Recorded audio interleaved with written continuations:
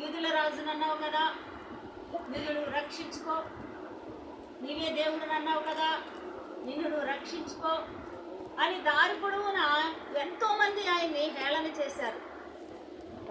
ఆయన శిలువ మీద కొట్టినప్పుడు కూడా, ఆయన కుడి పక్క ఒకరిని ఎడమ పక్క ఒకరిని శిలువ వేసినప్పుడు కూడా వారు కూడా హేళన చేస్తూ ఉన్నారు. లూకా సువార్తలో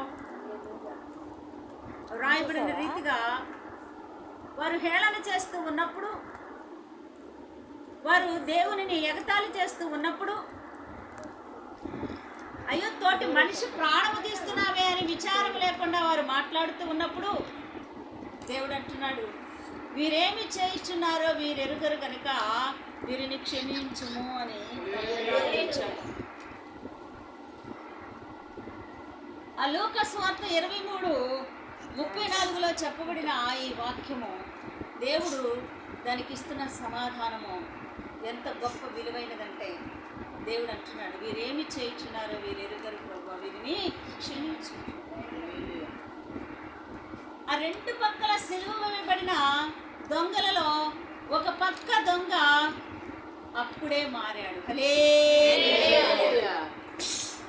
అప్పుడు మార్పు చెందింది ఆ హృదయం.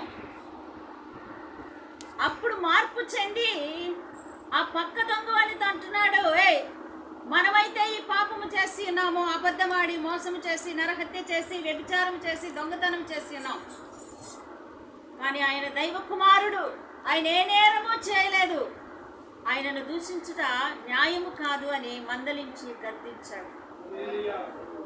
ఎప్పుడైతే ఈ పక్క దొంగవాని మనసు మార్పు చెందిందో, ఆయన మాటలో మార్పు చెందింది. ఆయన అన్నాడు కదా, వీరేమి చేయించున్నారో వీరెరుగరు ప్రభువా, వీరిని క్షమించమనగానే ఈ దొంగవాని హృదయం కదిలించబడింది. నిజమే, ఈయన నేరస్తుడు కాదు, ఈయన దైవ కుమారుడే. అందుకే ఇంతగా హింసించి అవమానపరిచి అనేకమైన మాటల చేత ఆయనని ఎగతాళి చేస్తున్నప్పటికీ కూడా ఈయన ఎంతటి హృదయంతో క్షమించమని అడుగుచున్నాడు. ఈయన క్షమించటానికి అర్హుడు. అప్పుడే అంటుంటే, అప్పుడే దొంగవాడు అంటాడు, యేసు, నీవు నీ రాజ్యంలోనికి వచ్చినప్పుడు నన్ను జ్ఞాపకం చేసుకున్నాను. దేవుడు ఏం చేశాడు?